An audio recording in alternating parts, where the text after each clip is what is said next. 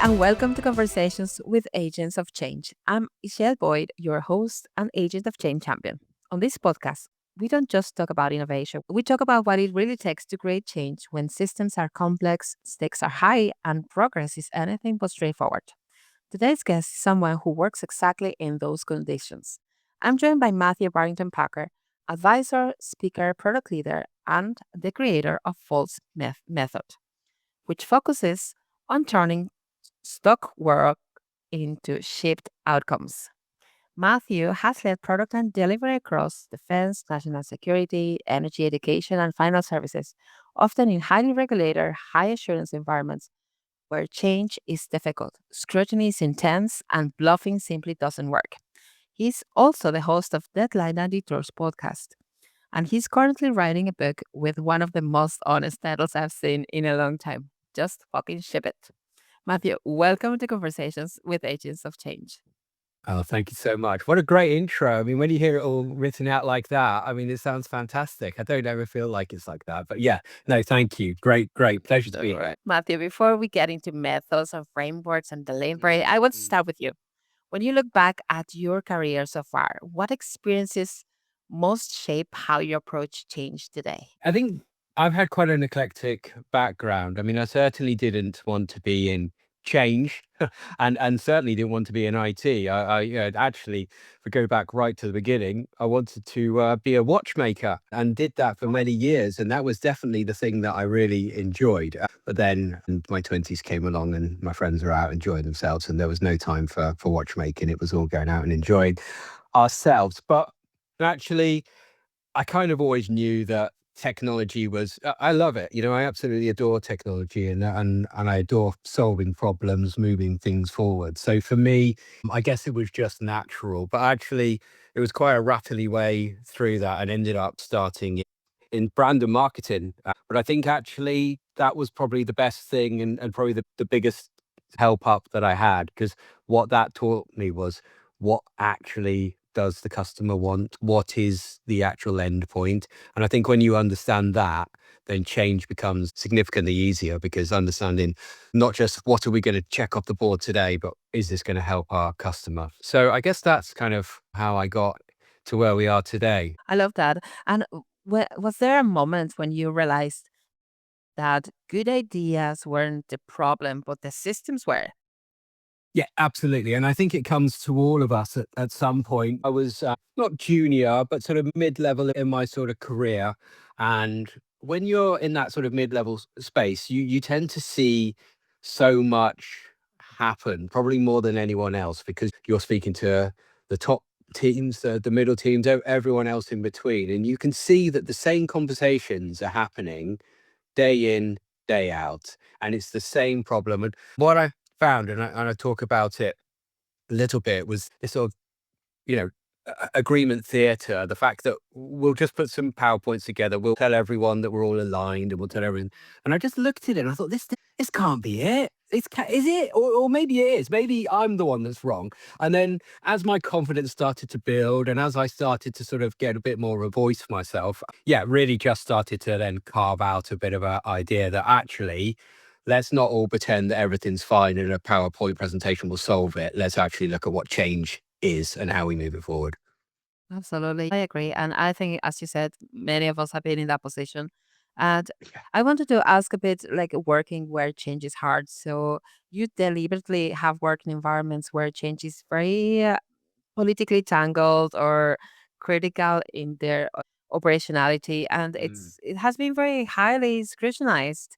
So what we're It- talking about defense and national security and energy, like yeah. why go there? Well, Switch it yes. toward the hardest system rather to the easiest one. I know. Well, really good question. And I probably need to just check that myself. But if I'm honest with you, I really I like highly regulated industries. I like when problems are hard, because actually they're not. What is normally hard in regulation is there are a set of facts that need to be, and they're normally very black and white. And I think when you go in and you have honest, open conversations that say, if we're going to achieve X, you need these things in place. Okay, that's great. If I come back to you in a week's time with a case point that shows we can do that, can we move to the next step? And what I find with highly regulated industries, that's what they want. Because I think the problem is so many people go in and say, let's try and solve everything for everyone at one point, and you get nowhere. Scrutiny locks down. But if you can work with security compliance and regulation and say, okay, we'll do a small case point, we'll move it forward and move forward at pace, but move forward in small increments. It builds confidence. And I found through all of the places that I work that that is a method that actually allows us to, again, move at pace. And you probably hear me whisper on about pace quite a lot. But Yeah. so, yeah, so why have I ended up in those regulated industries? I think twofold. One, I quite enjoy it. And two, it's the area that probably needs the most help because they see the big panic area and not actually the solution. And I'm quite useful there. And that's really powerful because, as Mm, you quite mentioned, those are very strategic and very specific, and they need a lot of mm, attention. So I think that's very wise from you to focus on those. And on the other hand, what do you think people must underestimate about what it actually takes to create change? I think the biggest misunderstanding that I see, and I see it every time, and I think people are starting to wake up to it a bit now, is that nothing is generally a technology problem. We all think, let's put a new bit of tech in and that will solve everything.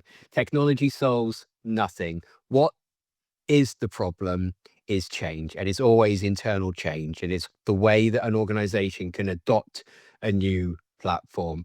So for me, when we go in and we look at a piece of work, it's not about, okay, well, here's a great new piece of technology, let's put it in, everyone's going to love it. It's really understanding what makes the business tick, who's going to use it, how are we going to communicate that out, how are we actually going to get people using it, are we going to take real feedback, or are we going to take the feedback that we want?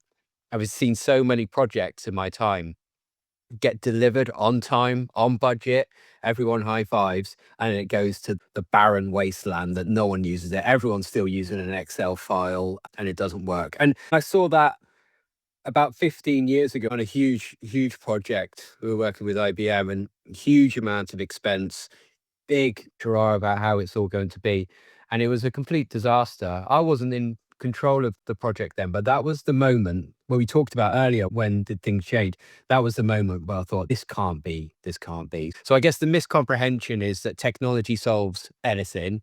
Technology is really useful and that's great. Same with AI, same with all these things. They're really lovely. But actually, what helps is organizational change and people and understanding what people want. That's so well said. I think that is crucial for many organizations and for so many layers of society. So I think that it's very powerful what you just said. And a phrase that really stood out to me in your bio is Mm. your ability to turn fuzzy problems into clear options, decisions, and Yes. roadmaps that people actually follow. I love that because uh, I think that is really what we are missing. And what is usually what keeps organizations stuck in that fog. And what's the first Well, thing that we must shift to get momentum? yeah, it's alignment. It's how we actually get alignment in a room, because everyone has their own agenda, idea. And, we've all been in that meeting where there's 5, 6 different people from different areas and they've all got their own agenda. They've all got their own problems. They've all got their own wants and needs. And those meetings are generally the worst because, you've got a loud person here that's shouting, these are all my problems. But it can all be brought down into very clear English about what are we deciding today? What do we want to achieve today? And what's our trade offs and what we're accepting? If we can break it down into a single sentence that says, what are we leaving with the room with today? What's our next update? And are we all agreed? Those things, they sound so simple, and you said, well, of course you would ask that. That's ridiculous. You're not telling me anything new. The amount of meetings that I've sat in that we've all left with a load of tasks, a load of emails, and someone says we're broadly aligned is the worst thing that I can ever have. I would rather that it would be none of us are aligned, but we've all agreed an action point for the next meeting. So for me, to clear that fog, it's asking really simple and honest questions. And I'll go back and I'll just repeat them is what are we deciding, for whom, to achieve what, and by when? And if we can ask those questions in whatever language you want to use them, then happy days. That's brilliant. And I think that it's about facilitating that capability and that clarity to make those Yeah. points and just make sure that you leave that meeting with all those answered, or at least draft in a more clear way. And I would like to talk about innovation a little bit. So you're Yeah. very open about pushing back on what you call performative innovation, the kind that looks impressive but never ships. How do you challenge that culture without becoming the difficult person in the room? Oh, I mean, it's really difficult to not be a difficult person. We talk about what shaped me as well. And when I was growing up, my parents owned hotels along the seaside in southwest of Devon. Great times, but not massive money, not thing, but and long hours. But what actually was good for those guys is every single time was every customer, because we've all been grumpy, we've all had long journeys, we've all had rooms that we're not happy with and different things. Every day was a challenge. And I used to watch dad just be able to, with a bit of wit and a bit of charm and a little bit of sort of, reading the room, be able to diffuse those situations. So when we ask about how do you sort of not come across as really aggressive and really challenging, you have to ask these questions with a bit of a nuance about what's happening in the room. You don't want to sit there and just say, so what is the decision here and who's going to Yeah. adopt it? These are the words that I write out and these are the words I talk about, but you need to weave those in. But what I always do is I'll weave these conversations in, and they are about what's the decision that we actually want to inform, who's going to adopt it, what will stop if this doesn't work, what actually does a pilot look like? And they all sound like really weird things. I'll state these out. I'll let them resonate for a bit. But before the meeting ends, I will come back and I'll say, and just to be clear, and I'll reiterate those. And when we reiterate those, I'll get those written out. So I think for me, how do you ask those awkward questions without sounding like a madman? I think you ask them up front and you get them out into the room because people, they are quite challenging questions, but it allows people to resonate through. You allow then people to continue through those discussions, but you bring people back. And when you ask those questions a second time, you tend to find then the people are happier to commit to something because they've not been attacked and they've resonated it on their own sort of time. So I find that's quite useful for me. And they're always similar sort of questions around, what are we going to do? What is next? Who is this for? And if you can answer those questions clearly, then you're all aligned. If you're not, you're just still in this performance. And the worst thing that anyone will ever say to you in these meetings is it's for the customer, because the customer is the easiest person to deflect on because they're this mystical beast that sits over here and the customer is always right. Well, actually, that's probably the weakest thing that we can say because normally our projects are to save time, to save money, to reduce or increase a headcount, to scale or reduce our scale. They're the questions. And if we can actually understand what we're trying to do here, then we can ask those sensible questions. It makes so much sense when you explain like that. I think it's very useful. And I think most listeners are going to be like, yeah, it makes sense. And especially because you allow that time for those questions to sit and people to digest that and to work through that. Yeah. So I think that's very relevant. And I suppose that's how you got around your Volts method. So let's talk about Mm. Pulse. You created these specifically to help teams move from stock to sheet. So would you like to tell us about that? What problems were you seeing repeatedly that make you think we need a different way of working? Yeah.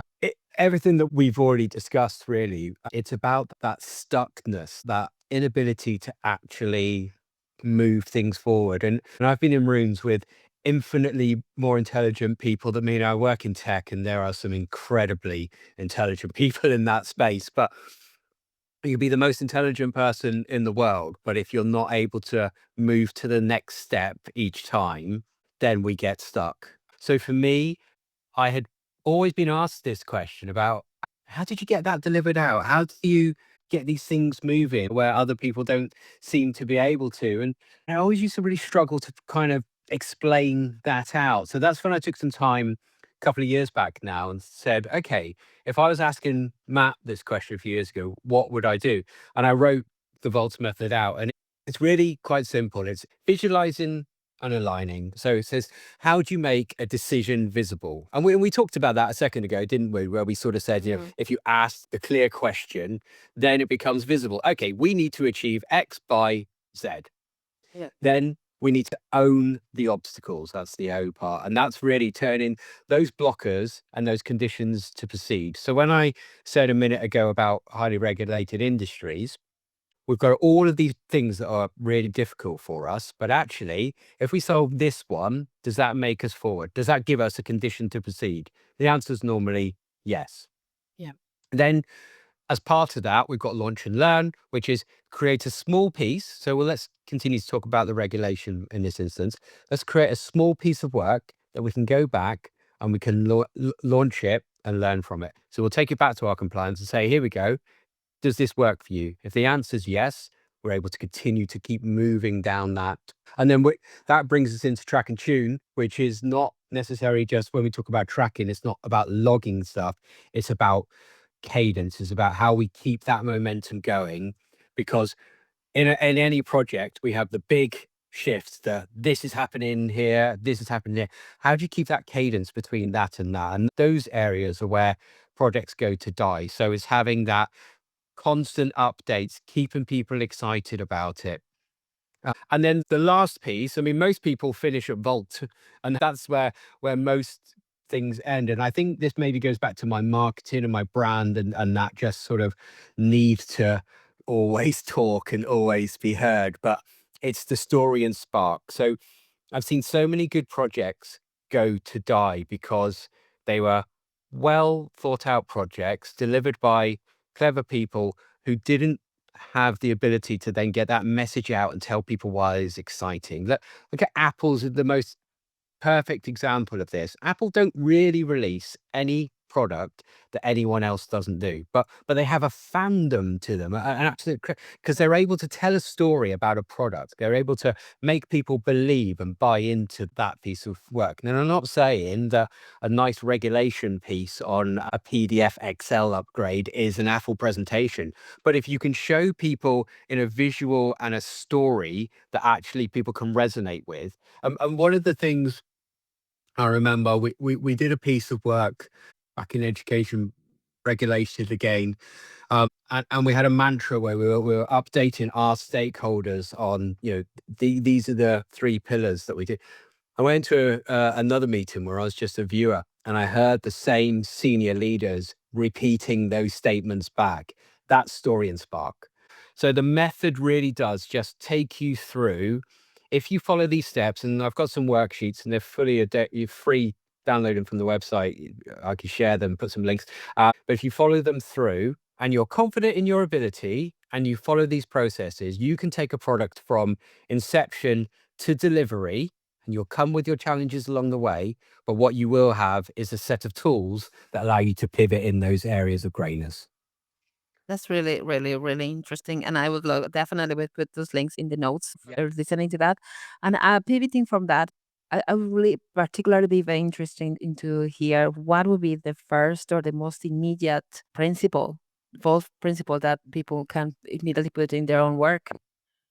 I think the takeaway now, if I was to give the one thing, if you flip to the last page of the book, the one thing is the decision sentence. We're deciding X for Y to achieve Z.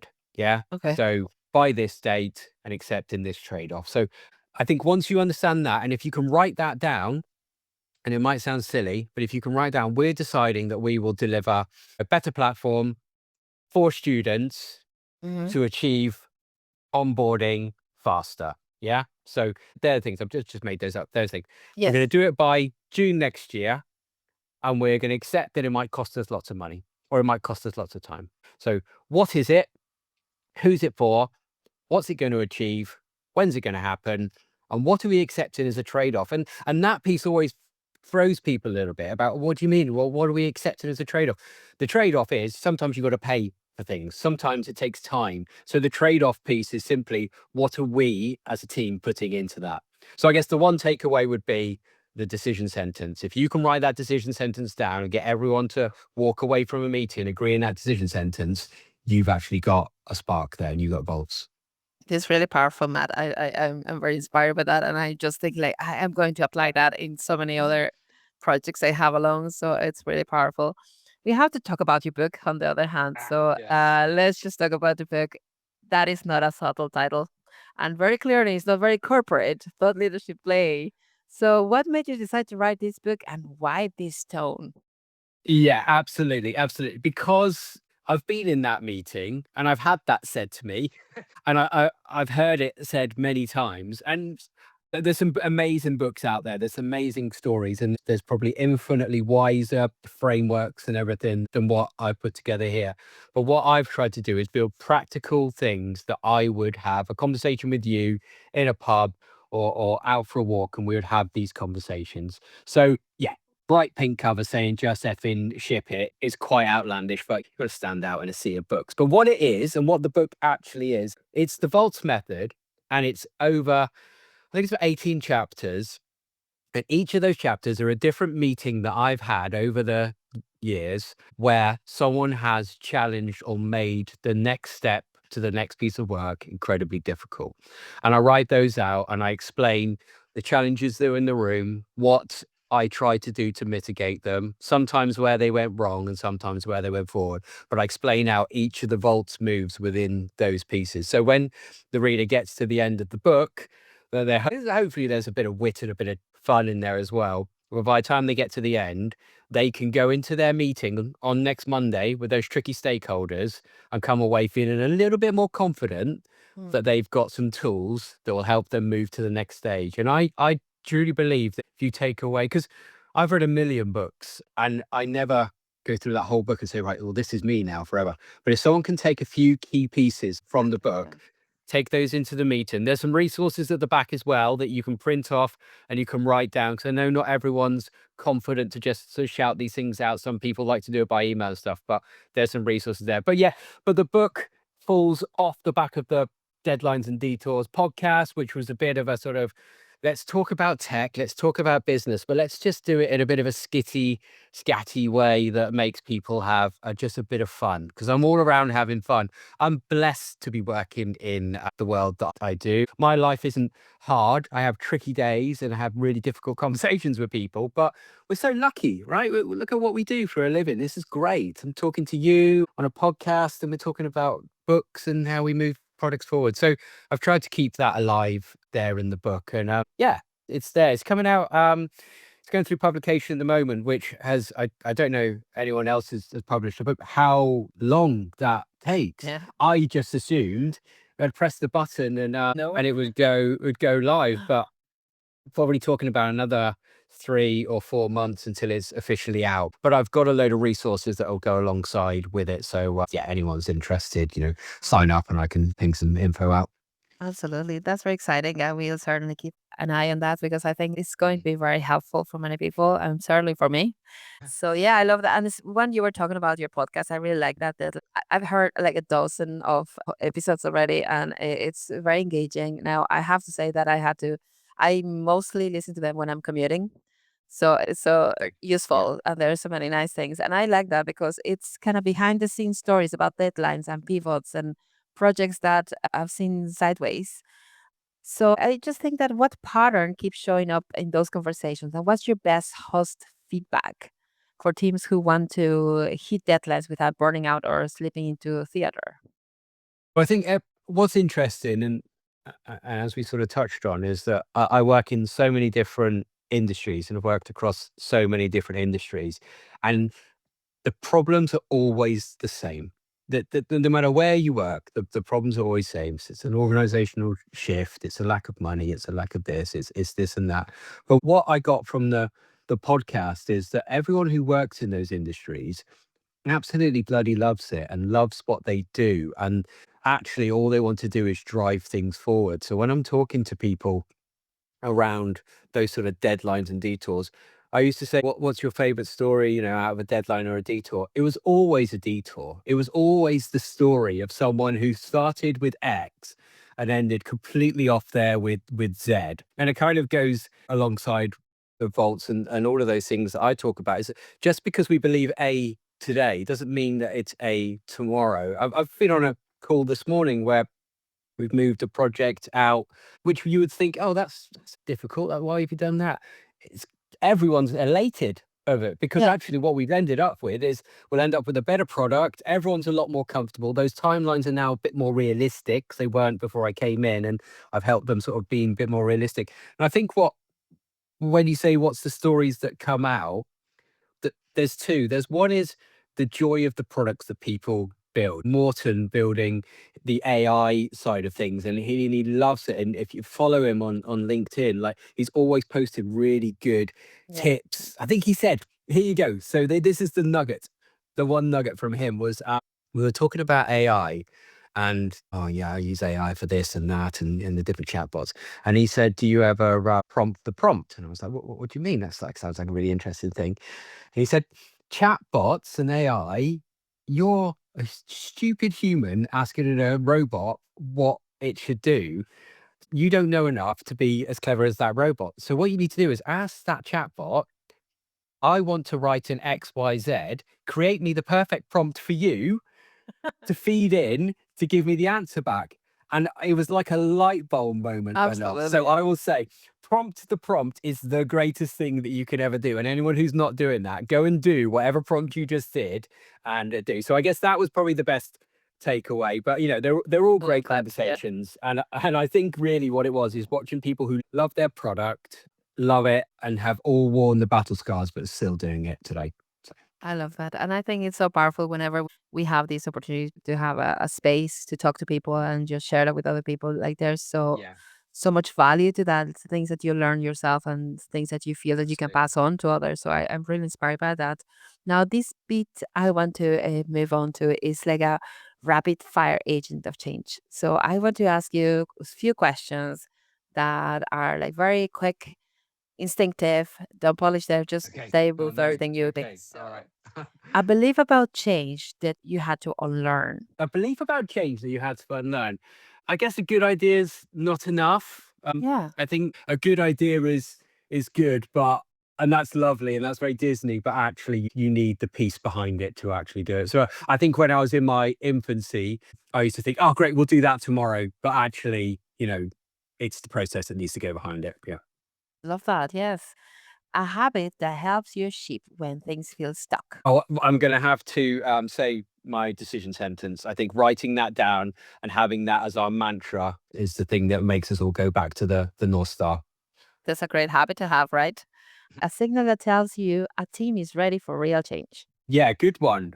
I think you can see this at a call. I think you can tell, and it's when you start talking about trade-offs and when people start accepting trade-offs. So when people start accepting trade-offs, normally they're then ready for change. When you go into a room and you say, "Well, I think we need to do X and Y," and it's all very, "Oh no, we can't do that." When people start saying, "Oh, actually, yeah, we can probably let that piece go," that's when you know that they're ready for change, and you're not even having to force it. And you tend to find in those conversations, people are almost offering you reductions back, almost. That's amazing. Yeah. One word that describes your relationship with ambiguity. Productive. Yeah, that's Yeah, amazing. Love it. and the reason why that again, you say one word, and I have to follow it up because I've got verbal diarrhea. But for me, really, that allows someone in my position to be able to move things forward with my own Yeah. sort of desire and design. Yeah, From all the words, I would never have thought about productivity. I love that. It's just that opportunity to open it's up. And opportunity. yeah. Yeah, opportunity would also be another word. Yeah. So that was very, very nice. So if you could leave our listeners with one reminder, especially those who are trying to create change from inside complex systems, what would it be? So never confuse stuck with impossible. I think a lot of work feels impossible because again, it's surrounded by the fog, with unclear decisions, unnamed trade-offs, the blockers. I think if you can solve it, if you can name it, then you can move forward to the next step tomorrow. Love it. And I think it's very powerful because I think when you have this understanding of what you can do, even if it looks difficult, but you cannot get there just yet, it's not necessarily impossible. You just have to find a way to achieve that or to get there. And the best way to do that is by what you said about your definition and try to describe what you want to do and how, like cutting those parts and say, okay, this is what, for who, in what time frame, how much, what's The trade the off. trade-off? Trade off. Yes. Yeah. Yeah. So I think that that will essentially take you to from where you are to where you want to be in a very clear way. And as it's so very simple, but Indeed. in a way that is explained so clearly. And I really thank you for that, Matt, because I think it's very, very useful. No, thank you. I guess one last thing to say is don't wait for perfect conditions. They will never happen. Just find a way to move to the next step. Because if you're waiting for perfect conditions, you'll wait forever. That ship things at 80% is the way to move forward and to the way to move things. Always be moving forward. Great speed. Yeah. That's brilliant. Yes, because I think we all are waiting for the best time. Even from a personal perspective, I feel a lot of Yeah. stress Yeah.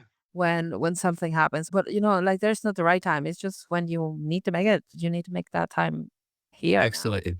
Completely agree. Completely agree. I really enjoyed this conversation, Matthew. Thank you so much for your honest and grounded conversation and for reminding us that change isn't about louder ideas, but clear decisions and real outcomes. And to everyone who's listening, if this episode resonated, share with someone who's stuck in the fog and needs permission to move forward. I'm Izzy Boyd, and this has been Conversations with Agents of Change, where we amplify the people reshaping our world from the inside out. Until next time, this podcast is produced by the Change Impact Group.